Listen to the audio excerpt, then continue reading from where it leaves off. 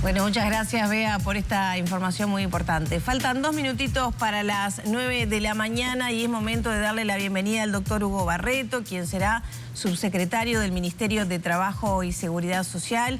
Doctor, bienvenido. ¿Cómo anda?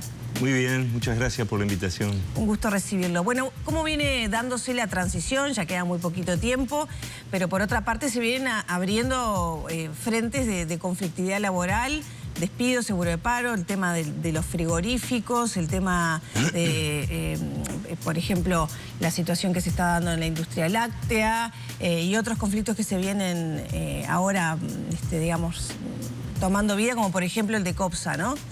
¿Cómo es la transición en este contexto? Bueno, es un contexto, yo diría, atípico respecto de lo que fueron otros traspasos, por lo menos en lo laboral, en que nos encontramos efectivamente, como usted dice, con una serie de conflictos. Cuando uno habla de conflictos, en general lo equipara a la huelga. En realidad no son tantos conflictos en el sentido de paralizaciones o huelgas, sino que son conflictos en torno a problemáticas de despidos colectivos. A los que usted señalaba yo le agrego el de Yasaki, nada más y nada menos. 1.200 personas en 2 localidades del interior del país, donde el impacto es más grande todavía. Industria frigorífica, como usted bien dice. En fin, desde ese punto de vista hay una emergencia de una situación que entiendo seguramente tenga que ver con distintos factores propios de cada, quiero pensarlo así, propios de cada sector. Y por el otro lado una transición que se ha dado en el plano de las reuniones mantenidas en el Ministerio de Trabajo, que ha sido, diríamos, positiva desde nuestro punto de vista, en la medida que hemos tenido información de parte de en reuniones con el propio ministro y subsecretario y también a nivel de las direcciones. O sea que es como una transición a dos ritmos. Ahora, ¿se les ha consultado algo? Digo, porque hoy, por ejemplo, había una reunión importante que compartía Bea desde el móvil en materia de cómo se van dialogando con los sindicatos, con las empresas en medio de esta situación de transición.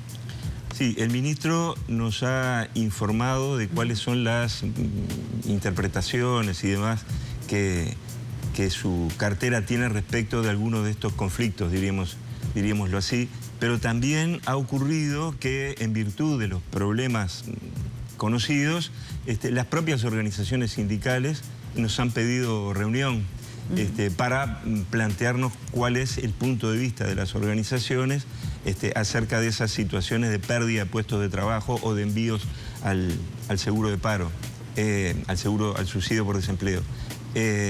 También hemos mantenido como parte de la transición reuniones con cámaras empresariales, todo lo cual estimo, y pese a las dificultades que estamos vislumbrando, fueron positivas desde el ángulo del tipo de relacionamiento que hemos establecido con las autoridades del Ministerio, con las distintas organizaciones, pero claro, una preocupación muy grande acerca de esta situación que todavía no hemos podido abordar, porque estamos en conocimiento de la misma, hemos participado de asambleas de trabajadores, en mi caso en Colonia, por Yasaki, pero ha habido otras, y no estamos en condiciones todavía de dar respuestas políticas efectivas. Usted dice que estamos en una emergencia laboral. ¿Asumen que una emergencia laboral?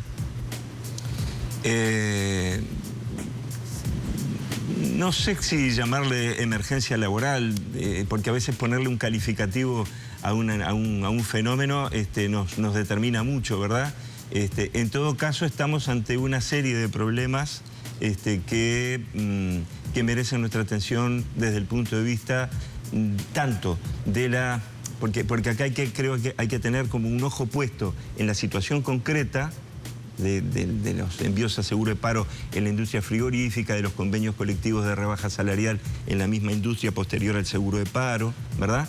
O sea, a la problemática en sí del empleo, pero por otro lado, el otro ojo hay que ponerlo en cuáles son los mecanismos existentes para dar cuenta de esos problemas y si no se requieren algunos ajustes, por ejemplo en la legislación sobre despidos, a los efectos de que el Estado, los organismos públicos, el Ministerio de Trabajo en este caso, no se vea sorprendido de un día para otro con el despido de 1.200, con el cierre de una empresa y la pérdida de 1.200. ¿Qué tipo de modificaciones dice usted, doctor? Bueno, a ver, esto en el plano exclusivamente de la reflexión, no es que haya ninguna decisión, por favor, desde ese punto de vista, pero se ha debatido en los últimos meses acerca de vislumbrar la posibilidad de estudiar mecanismos que signifiquen preavisos de las empresas que se encuentran, la obligatoriedad del preaviso de empresas que se encuentran en dificultades. Algunas lo han hecho de manera espontánea o por voluntad unilateral de la propia empresa. Señalo el caso de Isusa, que hizo una publicación en un medio de prensa alertando sobre problemas que tienen que ver con la competitividad. ¿Usted entiende que debería ser obligatorio ese aviso? Yo entiendo que pero reitero, es en el plano puramente, no es que haya una decisión del lado del gobierno ni del Ministerio de Trabajo. Señalo nada más que en otros países existen mecanismos que permiten que a través de un preaviso pueda desatarse tanto un proceso de negociación colectiva para buscar otras alternativas y dar la oportunidad a que se implementen estos mecanismos de diálogo social, como también a arbitrar mecanismos rápidos en materia de formación profesional, subsidios especiales de seguro de paro, diríamos, para no trabajar a posteriori y contrarreloj una vez que las situaciones se han dado. En esa normativa que se utiliza como ejemplo de otros países, ¿qué indicadores se miran como para establecer una obligatoriedad de preaviso? Porque puede ser un poco subjetivo por parte de la empresa, que incluso puede tener como la intención de subsanar una situación que después no suceda, por ejemplo. Hay normas internacionales, un convenio 158 de la OIT, que no está ratificado por Uruguay, que señala la obligación del preaviso para los casos de despidos, incluso despidos colectivos fundamentalmente. Y hay también una directiva de la Unión Europea que da indicaciones a los países para que arbitren también este tipo de mecanismos. Los plazos depende de cada, diríamos, ordenamiento jurídico. Hay plazos, por ejemplo, de 30 días, de 60 días. Hay posibilidades de que si se genera una negociación, esos plazos se flexibilicen en el sentido que puedan extenderse. O sea, creo que el punto allí es dar una oportunidad al diálogo social y no obrar a partir de decisiones ya asumidas e irreversibles. En este caso, pero reitero, por favor, esto se trata nada más que de una reflexión, no les estoy planteando... Es un tema para analizar Es un tema para analizar por esa idea de que hay que dar solución al problema concreto que tenemos hoy sobre la mesa, pero a su vez también aventurarnos a cómo podrían mejorarse los mecanismos de diálogo social en torno a esta problemática. Y a la luz de los hechos recientes, ¿advierte algún tipo de oportunismo por parte de las empresas aprovechando justo el cambio de gobierno como para generar algún beneficio propio o algún movimiento? Yo no lo calificaría de oportunismo, no tengo condiciones, diríamos, para calificarlo de esa manera. Lo que sí es cierto es que los periodos de transición, diríamos, generan incertidumbre y generan, diríamos, esa expectativa respecto del cambio, que para muchas personas es una expectativa positiva y quizá para otras no lo vean de esa manera. Es probable. Con todo, reitero que no recuerdo una circunstancia similar en el pasado. Doctor, uno tiende a suponer que Castillo se basará mucho en usted por todo lo que tiene que ver con lo jurídico. Usted es un catedrático que viene del derecho laboral y en este sentido le pregunto por una situación que es bastante de sui generis, ¿no? Porque ¿qué va a hacer el futuro gobierno con el tema de las licencias por enfermedad? Y digo situación sui generis porque, bueno, hay reclamos por parte de los trabajadores ante la OIT. ¿Eventualmente se puede modificar eso y qué impacto puede tener en esos juicios o en esos planteos que ha hecho ante organizaciones internacionales el movimiento sindical uruguayo? Sí, nos estamos refiriendo a las licencias por enfermedad en el sector público. Público, ¿no? Exacto, sí. Sí. Bueno, como ustedes conocen, se trata de una norma que intentó de algún modo equiparar, por lo menos ese es el fundamento, el régimen de licencias médicas del sector privado con el sector público. Lo hizo de mala manera, esa es la verdad. Lo hizo de mala manera porque en el sector privado lo que existe es un subsidio que paga el Banco de Previsión Social, ¿verdad? Que presta el Banco de Previsión Social. En cambio, que es un porcentaje del salario. En cambio, en el caso de la función pública, en la medida que al trabajador y trabajadora se le abonaba el 100% del salario, ahora lo que termina siendo es un recorte del salario, no es un subsidio. O sea, ahí hay un problema que no es exclusivamente técnico, jurídico. Hay un problema de que hay una rebaja salarial porque no es una prestación la que se le va de seguridad social, la que se le va a dar al trabajador o trabajadora, sino que es simplemente un porcentaje del salario que ya percibía. ¿Entonces se va a modificar eso? Y el otro elemento, permítame nada más, muy breve, es que ese proceso se hizo sin negociación colectiva, al cual la administración está obligada por la ley de negociación colectiva, el sector público, etc. A partir de eso, los sindicatos representativos del sector público, como usted dice, implementaron o presentaron una reclamación ante no una queja, sino es una reclamación ante el Consejo de Administración de la OIT. Y acá vamos a lo sustantivo.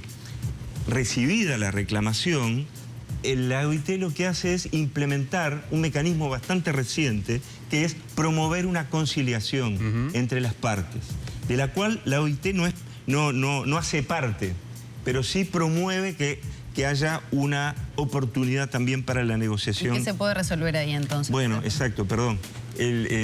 Quizás No, está perfecto porque... Preámbulo demasiado largo, pero me parece importante... Muchos pueden desconocer cómo se lleva a cabo, pero sí los efectos que puede tener, las consecuencias.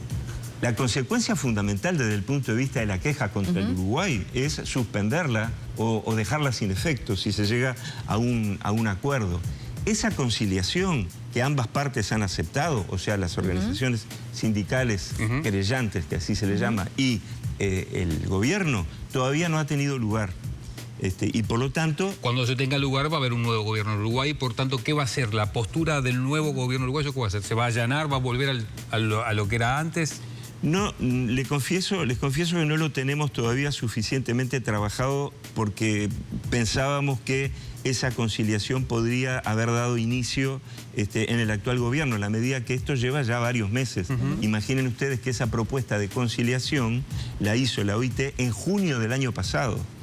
Han pasado ya muchísimos meses en que tendría que haber tenido lugar esa conciliación. Las salidas pueden ser varias, como todas las que puede ofrecer un mecanismo de negociación colectiva al amparo de la ley vigente. Pero si ustedes me dicen, bueno, ¿cuál es la solución que va a proponer el futuro gobierno? No estoy en condiciones de determinar una... Pero perdóname, Maggie, ¿porque no está resuelto o porque no lo quiere decir ahora públicamente? No está suficientemente discutido. No es que no esté resuelto tampoco, no está suficientemente discutido y además entiendo, discúlpenme, que cualquier solución propuesta por el Ministerio de Trabajo debería, antes que nada, darse en el ámbito propio de la conciliación y posteriormente... Ahora, Barreto, solo para entender, ¿podría ser desde suspender esta medida vinculada a las licencias? Claro. ¿Podría ser aumentar el número de licencias? ¿También podría estar sobre la mesa esa discusión en vez de 9 que fueran más?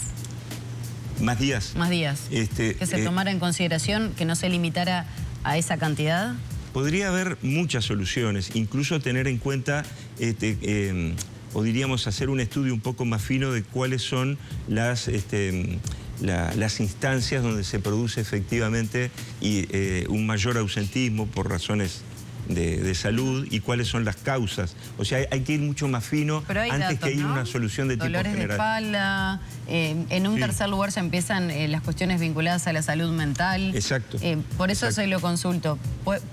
¿Puede haber diversas soluciones a esta cuestión? Sí, claro. Ahora entendí la pregunta, disculpa. Claro, por supuesto que hay que hacer reitero, un estudio más fino de cuáles son las causales y cuáles son los lugares, porque me consta que hay una gran disparidad en torno al empleo de las licencias médicas dependiendo del lugar de trabajo, del ministerio de que se trate, por ejemplo. Por lo tanto, estimo que se requieren mucho más datos, una discusión mucho más fecunda y más profunda acerca de las causales y acerca de las instancias donde efectivamente se produce. Además de darle una solución al tema de que si se trata de salario, hay un problema que hace a la protección del salario, que es justamente lo que los trabajadores denunciaron ante la OIT. Hablando de salario, bueno, no sé si querías contar algo más. No, otro tema, pero dale. Hablando de salario, justamente se ha dado una discusión, sobre todo entre las cabezas del Ministerio de Economía, la postura que pueda tener el futuro secretario de la Presidencia, al igual que el futuro ministro Castillo, respecto a la desindexación de los salarios. ¿Cuál es la postura de Barreto, que conoce del tema, que puede hablar, no sé si únicamente de los salarios, pero sí de las cuestiones laborales, vinculada a lo que son los precios de nuestro país, la inflación, el salario? ¿Por dónde debería ir esa discusión? Digo, porque va a acaparar a su cartera, ¿no? Sí, yo lo que les quiero decir es lo siguiente. Cuando se habla de lineamientos del Poder Ejecutivo hacia los consejos de salarios, los lineamientos son los lineamientos nada más que de una de las partes. El Consejo de Salarios es tripartito, así como nosotros, como gobierno, presentaremos lineamientos, también el movimiento sindical presentará sus lineamientos, sus expectativas, sus demandas, y también lo harán los empresarios, dependiendo además del sector. Va a adquirir distintas características dependiendo del sector. Y otro elemento que quiero agregar es que los lineamientos no se componen exclusivamente del ingrediente, diríamos, de tipo salarial, sino que también los lineamientos del Poder Ejecutivo, históricamente, sobre todo en los gobiernos del Frente Amplio, incorporaban otros elementos en los cuales el Poder Ejecutivo ponía, diríamos, en consideración de las partes como integrante de su proyecto o como parte de su proyecto de lineamientos. Por ejemplo, normas sobre igualdad de género, formación profesional, hay que tener en cuenta que se cuenta con el apoyo del INEFOP, que está, entiendo, en esta parte un tanto subutilizado. Los lineamientos también se han compuesto históricamente por normas sobre prevención de conflictos, prevención y solución de conflictos. En fin, hay que tener una mirada un poco más amplia, si me permiten, de esta cuestión de que los lineamientos son exclusivamente aquellos componentes de índole salarial. La posición y la preocupación en lo que hace estrictamente a lo salarial que ha marcado el ministro de Trabajo es en torno a lo que se le denomina los 25.000 pesistas, o sea, aquellas personas que están cercanas a una suma de dinero, que es de ingresos, perdón, por razones de trabajo, absolutamente insuficientes. Quiere decir que el foco va a estar dado allí. Ello no implica no atender, diríamos, al aumento de las remuneraciones y de los mínimos de las personas que estén por encima, porque si no, no se justificaría mismo el empleo del instrumento de los consejos de salario. Pero me importaba, ante la pregunta de ustedes, dar un panorama más general de qué hablamos cuando hablamos de lineamientos, para no focalizarlo exclusivamente en el tema de este intercambio, diríamos, de puntos de vista en torno a lo salarial. Con todo, entiendo que la posición, diríamos, se va reconduciendo hacia el lado de que se trata de una discusión que antes que nada debe darse en el ámbito del gobierno. Y no en el... Antes de empezar con la ronda de consejos de salarios. Antes de empezar la ronda de consejos de salarios y antes también de, diríamos, si se me permite la expresión, ventilar el tema en la opinión pública. Creo que se requiere un fuerte trabajo al interior de los equipos de gobierno. O sea, que se defina desde el Ejecutivo que se va a plantear, si se va a plantear o no la desindexación, por ejemplo.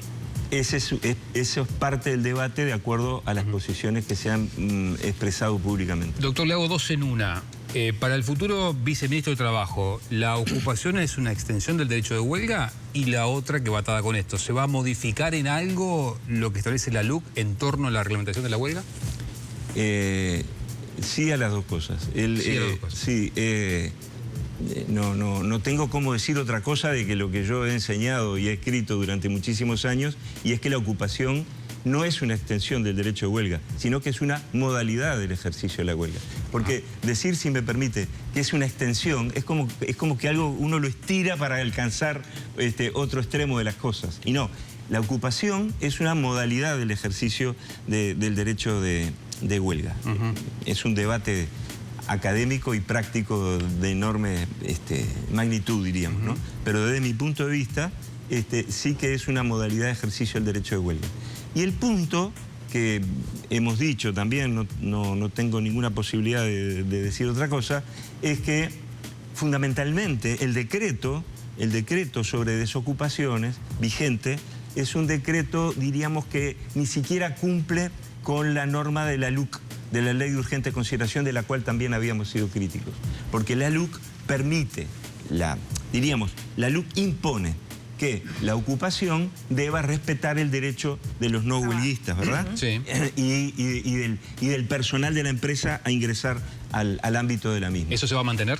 Sin embargo, el decreto, que es el foco que nosotros vamos a poner en principio, porque la ley depende de instancias parlamentarias, en cambio lo que está al alcance de la reglamentación, de las potestades, de las competencias del Poder Ejecutivo, es el decreto. Y el decreto permite, lo hemos repetido varias veces, el decreto permite la desocupación en cualquier instancia, en cualquier momento, bajo cualquier condición.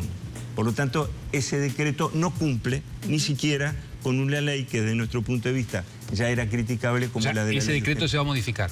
Ese decreto debería modificarse. ¿Y qué término se va a colocar en el nuevo decreto?